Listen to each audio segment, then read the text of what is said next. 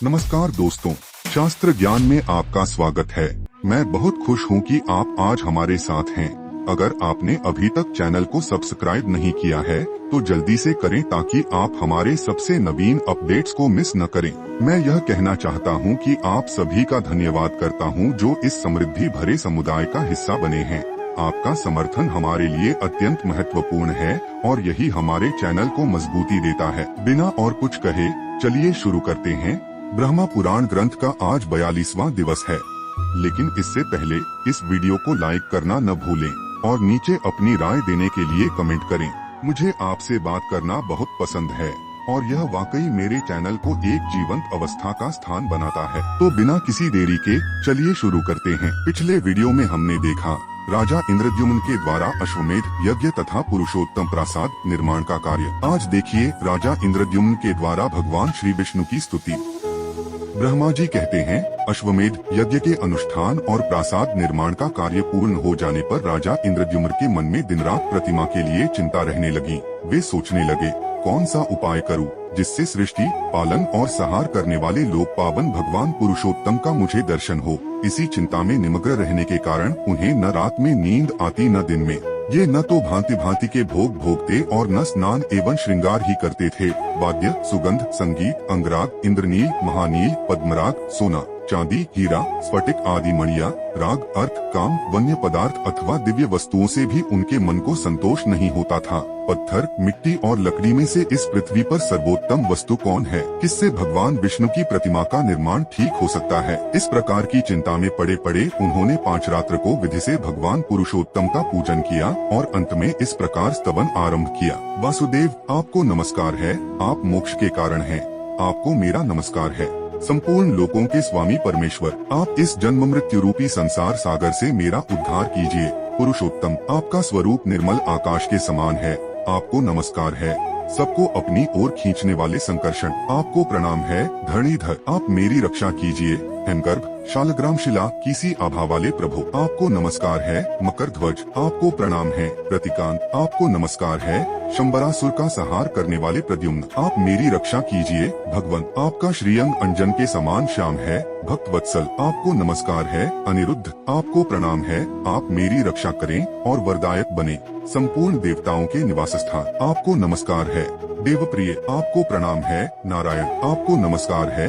आप मुझ शरणागत की रक्षा कीजिए। बलवानों में श्रेष्ठ बलराम, आपको प्रणाम है। हलायुध, आपको नमस्कार है। चतुर्मुख, जगद्धाम प्रपितामह, मेरी रक्षा कीजिए। नील मेघ के समान आभा वाले घनश्याम, आपको नमस्कार है। देव पूजित परमेश्वर, आपको प्रणाम है। सर्वव्यापी जगन्नाथ, मैं भवसागर में डूबा हुआ हूँ, मेरा उद्धार कीजिए। प्रलयाग्नि के समान तेजस्वी तथा दहकते हुए नेत्रों वाले महापराक्रमी दैत्य शत्रु नृसिंह, आपको नमस्कार है। आप मेरी रक्षा कीजिए। पूर्व काल में महावराह रूप धारण कर आपने जिस प्रकार इस पृथ्वी का रसातल से उद्धार किया था, उसी प्रकार मेरा भी दुहक के समुद्र से उद्धार कीजिए। कृष्ण, आपके इन वरदायक स्वरूपों का मैंने स्तवन किया है। ये बलदेव आदि जो पृथक रूप से स्थित दिखाई देते हैं, आपके ही अंग हैं। देवेश, प्रभु, अच्युत, गरुड़ आदि पार्षद, आयुध सहित दिक्पाल तथा केशव आदि जो आपके अन्य भेद मनीषियों द्वारा बतलाए गए हैं, उन सब का मैंने पूजन किया है। प्रसन्न तथा विशाल नेत्रों वाले जगन्नाथ, देवेश्वर, पूर्वोक्त सब स्वरूपों के साथ मैंने आपका स्तवन और वंदन किया है। आप मुझे धर्म, अर्थ, काम एवं मोक्ष देने वाला वर प्रदान करें। हरे, संकर्षण आदि जो आपके भेद बताए गए हैं, वे सब आपकी पूजा के लिए ही प्रकट हुए हैं, अतः वे आपके हो आश्रित हैं। देवेश, वस्तुतः आप में कोई भेद नहीं है। आपके जो अनेक प्रकार के रूप बताए जाते हैं, वे सब उपचार से ही कहे गए हैं। आप तो अद्वैत हैं, फिर कोई भी मनुष्य आपको द्वैत रूप कैसे कह सकता है? हरे, आप एकमात्र व्यापक चित स्वभाव तथा निरंजन हैं। आपका जो परम स्वरूप है वह भाव और अभाव से रहित, निर्लेप, निर्गुण, श्रेष्ठ, कूटस्थ, अचल, ध्रुव, समस्त उपाधियों से निर्मुक्त और सत्तामात्र रूप से स्थित है। प्रभु, उसे देवता भी नहीं जानते, फिर मैं ही कैसे उसे जान सकता हूँ? इसके सिवा आपका जो अपर स्वरूप है वह पीताम्बरधारी और 4 भुजाओं वाला है। उसके हाथों में शंख, चक्र और गदा सुशोभित हैं। वह मुकुट और अंगद धारण करता है, उसका वक्ष स्थल श्रीवत्स चिह्न से युक्त है तथा वह वनमाला से विभूषित रहता है। उसी की देवता तथा आपके अन्यान्य शरणागत भक्त पूजा करते हैं। देव आप सब देवताओं में श्रेष्ठ एवं भक्तों को अभय देने वाले हैं। कमलनीय मैं विषयों के समुद्र में डूबा हूँ, आप मेरी रक्षा कीजिए। लोकेश मैं आपके सिवा और किसी को नहीं देखता, जिसकी शरण में जाऊं। कमलाकांत मधुसूदन मुझ पर प्रसन्न होइए। मैं बुढ़ापे और सैकड़ों व्याधियों से युक्त हो भांति भांति के दुहकों से पीड़ित हूँ तथा अपने कर्मपाश में बंधकर हर्ष शोक में मग्न हो विवेक शून्य हो गया हूँ। अत्यंत भयंकर घोर संसार समुद्र में गिरा हुआ हूँ। यह विश्वरूपी जलराशि के कारण दुस्तर है। इसमें रागद्वेष रूपी मत्स्य भरे पड़े हैं। इंद्रिय रूपी भंवरों से यह बहुत गहरा प्रतीत होता है। इसमें तृष्णा और शोक रूपी लहरें व्याप्त हैं। यहाँ न कोई आश्रय है न कोई अवलंब। यह सारहीन एवं अत्यंत चंचल है। प्रभो मैं माया से मोहित होकर इसके भीतर चिरकाल से भटक रहा हूँ। हजारों भिन्न भिन्न योनियों में बारंबार जन्म लेता हूँ। जनार्दन मैंने इस संसार में नाना प्रकार के हजारों जन्म धारण किए हैं। अंगसहित वेद, नाना प्रकार के शास्त्र, इतिहास, पुराण तथा अनेक शिल्पों का अध्ययन किया है। यहाँ मुझे कभी असंतोष मिला है, कभी संतोष, कभी धन का संग्रह किया है, कभी हानि उठाई है और कभी बहुत खर्च किए हैं। जगन्नाथ इस प्रकार मैंने ह्रास, वृद्धि, उदय और अस्त अनेक बार देखे हैं। स्त्री, शत्रु, मित्र तथा बंधु बांधवों के संयोग और वियोग भी देखने को मिले हैं। मैंने अनेक पिता देखे हैं और अनेक माताओं का दर्शन किया है। अनेक प्रकार के जो दुख और सुख हैं, उनके अनुभव का भी मुझे अवसर मिला है। भाई, बंधु, पुत्र और कुटुंबी भी प्राप्त हुए हैं।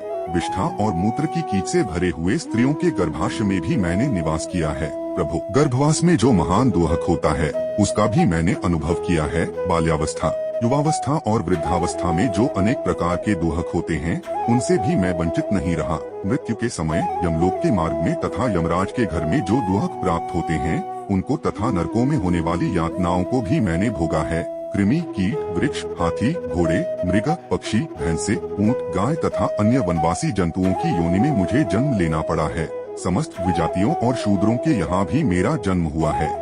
धनी क्षत्रियों, दरिद्र तपस्वियों, राजाओं, राजा के सेवकों तथा अन्य देहधारियों के घरों में भी मैं अनेक बार उत्पन्न हो चुका हूँ। नाथ मुझे अनेकों बार ऐसे मनुष्यों का दास होना पड़ा है, जो स्वयं दूसरों के दास हैं। मैं दरिद्र, धनी और स्वामी भी रह चुका हूँ। मुझे दूसरों ने मारा और मेरे हाथ से दूसरे मारे गए। मुझे दूसरों ने मरवाया और मैंने भी दूसरों की हत्या करवाई। मुझे दूसरों ने और मैंने दूसरों को अनेकों बार दान दिए हैं। जनार्दन पिता, माता, सुहृद, भाई और पत्नी के लिए मैंने लज्जा छोड़कर धनियों, श्रोत्रियों, दरिद्रों और तपस्वियों के सामने दौनता से भरी बातें की है। प्रभु देवता, पशु, पक्षी, मनुष्य तथा अन्य स्थावर जंगम भूतों में ऐसा कोई स्थान नहीं है जहाँ मेरा जाना न हुआ हो। जगतपते कभी नरक में और कभी स्वर्ग में मेरा निवास रहा है। कभी मनुष्य लोक में और कभी तिर्यक योनियों में जन्म लेना पड़ा है। सुश्रेष्ठ जैसे रहट में रस्सी से बंधी हुई घंटी कभी ऊपर जाती, कभी नीचे आती और कभी बीच में ठहरी रहती है, उसी प्रकार मैं कर्मरूपी रज्जु में बंधकर दैवयोग से ऊपर, नीचे तथा मध्यवर्ती लोक में भटकता रहता हूँ। इस प्रकार यह संसार चक्र बड़ा ही भयानक एवं रोमांचकारी है। मैं इसमें दीर्घकाल से घूम रहा हूँ, किंतु कभी इसका अंत नहीं दिखाई देता, समझ में नहीं आता। अब क्या करूँ? हरे हमारी संपूर्ण इंद्रियां व्याकुल हो गई हैं। मैं शोक और तृष्णा से आक्रांत होकर अब कहाँ जाऊँ? मेरी चेतना लुप्त हो रही है। इस समय व्याकुल होकर मैं आपकी शरण में आया हूँ। कृष्ण मैं संसार समुद्र में डूबकर दुहक भोगता हूँ, मुझे बचाइए जगन्नाथ। यदि आप मुझे अपना भक्त मानते हैं तो मुझ पर कृपा कीजिए। आपके सिवा दूसरा कोई ऐसा बंधु नहीं है जो मेरी चिंता करेगा। प्रभु आप जैसे स्वामी की शरण में आकर अब मुझे जीवन, मरण अथवा योगक्षेम के लिए कहीं भी भय नहीं होता।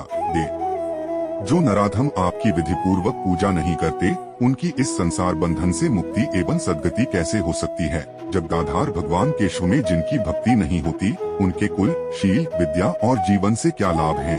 जो आसुरी प्रकृति का आश्रय ले विवेक शून्य हो आपकी निंदा करते हैं, वे बारंबार जन्म लेकर घोर नरक में पड़ते हैं तथा उस नरक समुद्र से उनका कभी उद्धार नहीं होता। जो दुराचारी नीच पुरुष आप पर दोषारोपण करते हैं, वे कभी नरक से छुटकारा नहीं पाते। हरे अपने कर्मों में बंधे रहने के कारण मेरा जहाँ कहीं भी जन्म हो, वहाँ सर्वदा आप में मेरी दृढ़ भक्ति बनी रहे। आपकी आराधना करके देवता, दैत्य, मनुष्य तथा अन्य संयमी पुरुषों ने परम सिद्धि प्राप्त की है। फिर कौन आपकी पूजा न करेगा। भगवान ब्रह्मा आदि देवता भी आपकी स्तुति करने में समर्थ नहीं हैं। फिर मानव बुद्धि लेकर मैं आपको स्तुति कैसे कर सकता हूँ, क्योंकि आप प्रकृति से परे परमेश्वर हैं। प्रभु, मैंने अज्ञान के भाव से आपकी स्तुति की है। यदि आपकी मुझ पर दया हो तो मेरे इस अपराध को क्षमा करें। हरे साधु पुरुष अपराधी पर भी क्षमा भाव ही रखते हैं। आथ देवेश्वर, आप भक्त स्नेह के वशीभूत होकर मुझ पर प्रसन्न होइए दे। मैंने भक्ति भावित चित्त से आपकी जो स्तुति की है वह सांगोपांग सफल हो। वासुदेव, आपको नमस्कार है। ब्रह्मा जी कहते हैं, राजा इंद्रद्युम्न के इस प्रकार स्तुति करने पर भगवान गरुड़ध्वज ने प्रसन्न होकर उनका सब मनोरथ पूर्ण किया। जो मनुष्य भगवान जगन्नाथ का पूजन करके प्रतिदिन इस स्तोत्र से उनका स्तवन करता है वह बुद्धिमान निश्चय ही मोक्ष प्राप्त कर लेता है। जो विद्वान पुरुष तीनों संध्याओं के समय पवित्र हो इस श्रेष्ठ स्तोत्र का जप करता है वह धर्म, अर्थ, काम और मोक्ष पाता है। जो एकाग्रचित्त हो इसका पाठ या श्रवण करता अथवा दूसरों को सुनाता है वह पापरहित हो भगवान विष्णु के सनातन धाम में जाता है। यह स्तोत्र परम प्रशंसनीय, पापों को दूर करने वाला, भोग एवं मोक्ष देने वाला, कल्याणमय, गोपनीय, अत्यंत दुर्लभ तथा पवित्र है। इसे जिस किसी मनुष्य को नहीं देना चाहिए। नास्तिक, मूर्ख, कृतघ्न, मानी, दुष्ट बुद्धि तथा अभक्त मनुष्य को कभी इसका उपदेश न दे। जिसके हृदय में भक्ति हो, जो गुणवान, शीलवान, विष्णु भक्त, शांत तथा श्रद्धा पूर्वक अनुष्ठान करने वाला हो उसी को इसका उपदेश देना चाहिए। जो निर्मल हृदय वाले मनुष्य उन परम सूक्ष्म नित्य पुराण पुरुष मुरारी श्री विष्णु भगवान का ध्यान करते हैं वे मुक्ति के भागी हो भगवान विष्णु में प्रवेश कर जाते हैं। ठीक उसी तरह जैसे मंत्रों द्वारा यज्ञाग्नि में हवन किया हुआ भविष्य भगवान विष्णु को प्राप्त होता है। एकमात्र वे देव भगवान विष्णु ही संसार के दुखों का नाश करने वाले तथा परों से भी पर हैं। उनसे भिन्न किसी भी वस्तु की सत्ता नहीं है। वे ही सबकी सृष्टि, पालन और सहार करने वाले हैं। ये ही समस्त संसार में सारभूत हैं। मोक्ष सुख देने वाले जगत गुरु भगवान श्री कृष्ण में यहाँ जिनकी भक्ति नहीं होती उन्हें विद्या से, अपने गुणों से तथा यज्ञ, दान और कठोर तपस्या से क्या लाभ हुआ। जिस पुरुष को भगवान पुरुषोत्तम के प्रति भक्ति है वही संसार में धन्य, पवित्र और विद्वान है। वही यज्ञ, तपस्या और गुणों के कारण श्रेष्ठ है तथा वही ज्ञानी, दानी और सत्यवादी है। उम्मीद है कि आपने आज के वीडियो का आनंद लिया होगा। अगर आपने कुछ सीखा तो वीडियो को लाइक करें और इसे अपने दोस्तों के साथ शेयर करें।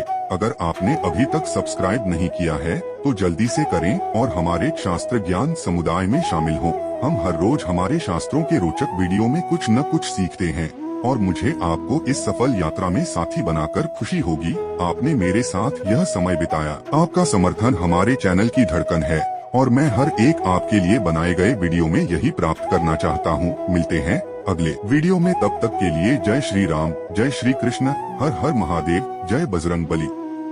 धन्यवाद।